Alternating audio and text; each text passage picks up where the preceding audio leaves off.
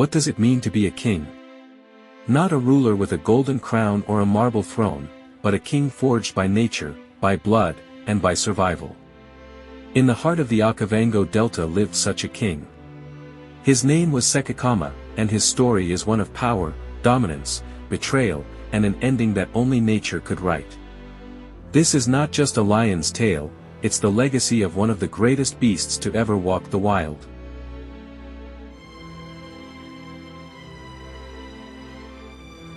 Born into one of the most dangerous environments on Earth, Sekekama had to fight for survival from the very beginning.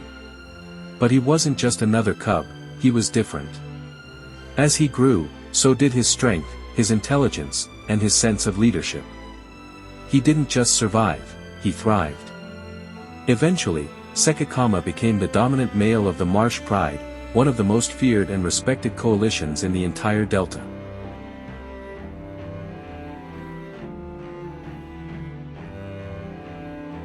Under Sekekama's rule, the Marsh Pride flourished. His territory stretched wide, and his pride was filled with powerful lionesses and strong cubs. Rivals came and went, challengers hoping to dethrone him, but all of them failed. Through sheer strength, strategy, and fearlessness, Sekekama kept his enemies at bay. For years, he ruled with unmatched dominance, becoming a symbol of raw power in the animal kingdom.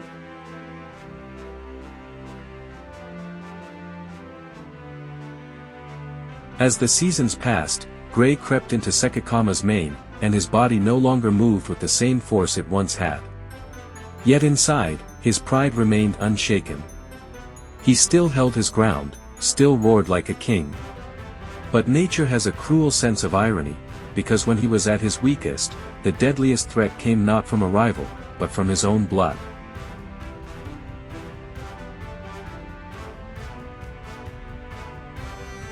Sekekama's own sons, now fully grown and powerful in their own right, returned to the Delta. These were lions raised under his rule, taught by his strength, shaped by his dominance. But they didn't come to honor their father.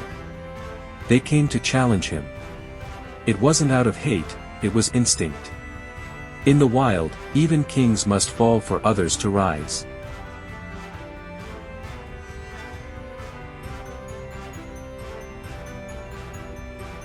Sekekama could have walked away. He could have disappeared into the grasslands and lived out his final days in peace. But that wasn't who he was. He chose to fight. What followed was not just a battle, it was a war between generations. Roars shattered the silence of the night. The earth trembled under their fury. Sekekama was wounded, again and again, but he rose each time. Bloodied but unbroken. Because in his heart, he was still a king.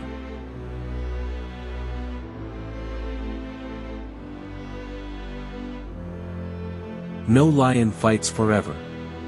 Despite his strength, his courage, and his will to survive, Sekekama's body could no longer carry the weight of war. His sons eventually brought him down. But he didn't fall in fear. He didn't fall in shame. He fell like a true warrior, facing his fate head-on. With dignity. With honor. With the pride of a king who never surrendered. Today, Sekekama is no longer roaming the Delta. But his legend lives on. In the stories whispered through the grass, in the cautious eyes of young lions learning what power means, and in the memory of a land he ruled with unmatched authority. Because some lions live and die forgotten.